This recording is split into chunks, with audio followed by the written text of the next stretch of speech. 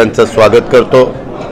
आपल्याला सगळ्यांना माहिती आहे की जनसन्मान यात्रा आम्ही 2 दिवसापूर्वी महाराष्ट्रातनं नाशिक जिल्ह्यातनं चालू केलेली आहे।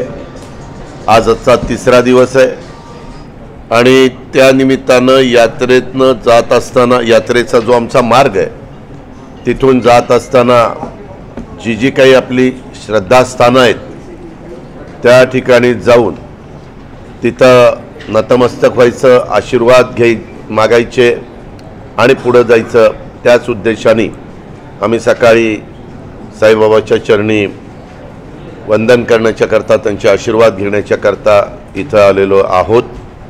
आणि इथनं पुढे सिन्नर आणि नंतर आज कोपरगाव, प्रत्येक दिवशी साधारण 2 विधानसभा मतदारसंघामध्ये जाऊन काय आम्ही सरकारमध्ये समावेश केलं आमचा झाल्यानंतर ज्या काही योजना बहिणींना, शेतकरी वर्गांना, भावांना, युवक युवतींना दिलेल्या आहेत त्या सगळ्या माहिती देण्याचं काम आम्ही करतोय। विकासाचा मुद्दा घेऊन आम्ही चाललोय।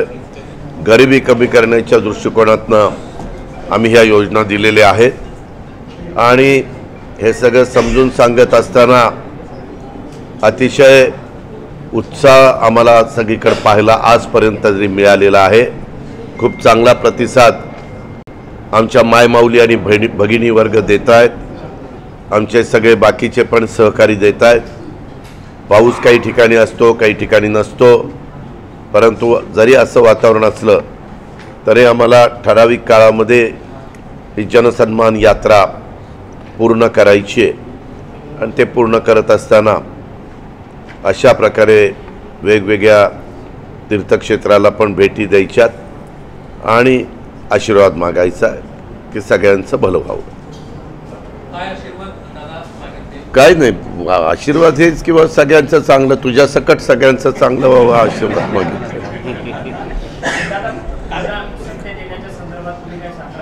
हे का मी आपल्याला सांगू का, हे आपण कुठं जातो मग आम्ही हे साकडं घातलं, आम्ही ते साकडं घातलं, आम्ही एवढंच सांगितलं गेलं की आपल्या महाराष्ट्रातल्या, भारतातल्या तमाम भारतीयांना, तमाम महाराष्ट्रीयांना, सर्व जाती धर्माच्या लोकांना, सगळ्यांना एक समाधान, त्याच्यामध्ये आनंद, समृद्धी ह्या सगळ्या गोष्टी मिळाव्या हेच आमचं तिथं जाऊन मागणं असतं।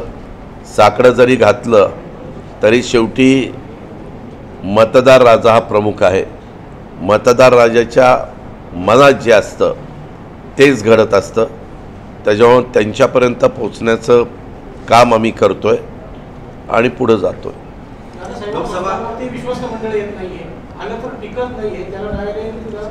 नाही, बरोबर आहे आपण म्हणताय ते।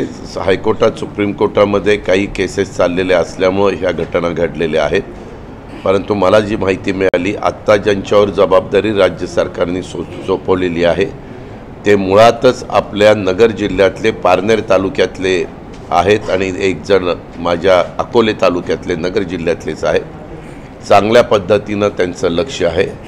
भक्तिभावाने प्रत्येकाचा मान सन्मान ठेवणं, प्रत्येकाला साई दर्शन व्यवस्थितपणे होणं, ह्या सगळ्याची खबरदारी ते घेत आहेत आणि इथं अनेक सहकाऱ्यांनी मला ही गोष्ट सांगितली। तरी देखील कोर्टाच्या आदेशाप्रमाणे पुढच्या सगळ्या गोष्टी करण्याचा आमचा राज्य सरकारचा मानस आहे। भाजपच्या वरिष्ठ नेत्यांची वक्तव्य राष्ट्रवादीला बोलतात येतात, कारण की लोकसभेमध्ये पुण्यामध्ये येऊन घटक की आत्मा असा उल्लेख शरद पवारांचा केलेला होता मोदींनी आणि त्यानंतर अमित शहा आले आणि त्यांनी सांगितलं की भ्रष्टाचाराचे सरदार आहेत शरद पवार। ही वक्तव्य कुठेतरी महायुतीला भोवती मागच्या वेळेस ज्या काही घटना घडल्या त्याच्या संदर्भामध्ये झालं गेलं ते गंगेला मिळालं। आता आम्ही नव्या उमेदीनं लोकांच्या समोर चाललेलो आहे।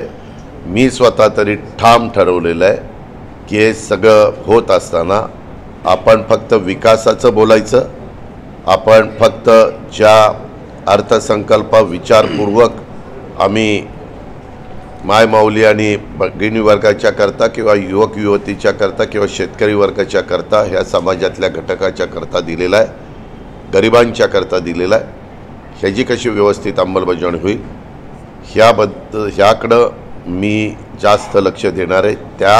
त्या गोष्टीवरच बोलणार आहे. इतर बाबतीमध्ये आम्ही आमच्या महायुतीच्या संदर्भातल्या काही गोष्टी असतील तर अंतर्गत आम्ही ज्यावेळेस बसतो ते त्या ठिकाणी बोलू.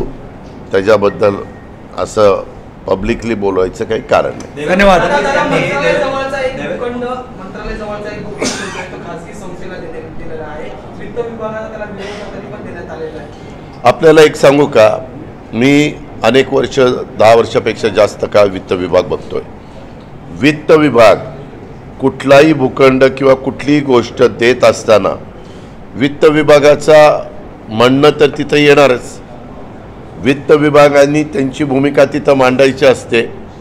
मंत्रिमंडळ शेवटी सर्वोच्च आहे. राज्याचे प्रमुख हे अंतिम निर्णय घेतात आणि त्या पद्धतीनं पुढची कारवाई होत असते. पण अलीकडच्या काळामध्ये PIL होतं, अनेक गोष्टी होतात. इलेक्ट्रॉनिक मीडिया, प्रिंट मीडिया अतिशय ॲक्टिव्ह आहे, बारकाईनं लक्ष ठेवून असतो आणि ते त्यांचं काम आहे, ते त्यांनी केलं पाहिजे. त्याबद्दल माझं त्या गोष्टीचं मी स्वागतच करीन. त्या संदर्भात जर काही चुकीचं घडलेलं असेल तर न्यायालयात आपण न्याय त्या ठिकाणी मागू शकतो. ह्या बाबी आहेत. आम्ही निर्णय घेत असताना आमच्या सद्विवेक बुद्धीला स्मरून आम्ही जी शपथ घेतलेली आहे ती शपथ लक्षामध्ये ठेवून निर्णय घेत असतो. असं कुणाला तरी काहीतरी उठसूट देण्याचं काम राज्य सरकार करत नाही. काही संस्था अतिशय चांगल्या समाजाच्या करता फार बारकाईनं काम करणाऱ्या, मनापासून जीव ओतून काम करणाऱ्या, अंग झोकून काम करणाऱ्या. अशा वेळेस काही संस्थांच्या बाबतीमध्ये सरकारला तशा प्रकारचा निर्णय घेण्याचा अधिकार असतो आणि त्या अधिकाराचा वापर ह्या निमित्तानं झालेला आहे. संघाच्या बैठकीमध्ये भूमिका मांडताना देवेंद्र फडणवीसांनी म्हटलं की लोकसभेचा जर अभ्यास केला तर दादांना सोबत घेऊन फार फायदा झालेला दिसत नाही. मात्र 2022 पासूनची अंतर्गत आपण स्वतः ऐकलं का ते काय होतंय? बऱ्याचदा आम्ही काही बोललो नाही तरी आमच्या तोंडी ते घातलं जातं. मागं असंच बहुरूपीच्या संदर्भामध्ये एक सांगितलं, त्याच्याही आधी काहीतरी असंच सांगितलं. असलं काही लपवाछपवी, आम्ही पब्लिक फिगर आहे, आम्ही लपवाछपवी करू शकत नाही, करायचं आम्हाला कारण नाही. त्याकरता आम्ही जनसेवक म्हणून काम करत नाही, लोकप्रतिनिधी म्हणून काम करत नाही. आत्ता देखील असताना आणि गेले 35 वर्ष मी ह्या राजकीय जीवनामध्ये काम करतोय, त्याच्यामुळे अनेक लोक मला ओळखतात. अनेकांना दिसल्यानंतर हा अजित पवार एवढं ठाम माहिती आहे. त्याच्यामुळं असल्या गोष्टी माझ्याकडनं कधी होणार नाहीत, कधी मागं झालेलं नाहीत आणि मी कधी करणार. धन्यवाद. भेट घेतली कुठेतरी ते दूर जात आहेत.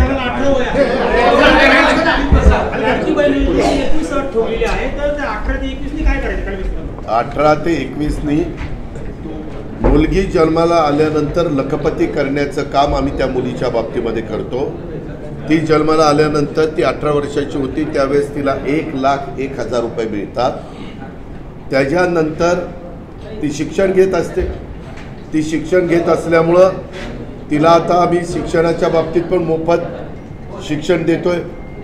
18व्या वर्षी, 19व्या वर्षी, 20व्या वर्षी, 21व्या वर्षी शिक्षण घ्यायचं आणि ते शिक्षण घेतलं की 21व्या वर्षापासून हे सुरू करायचं.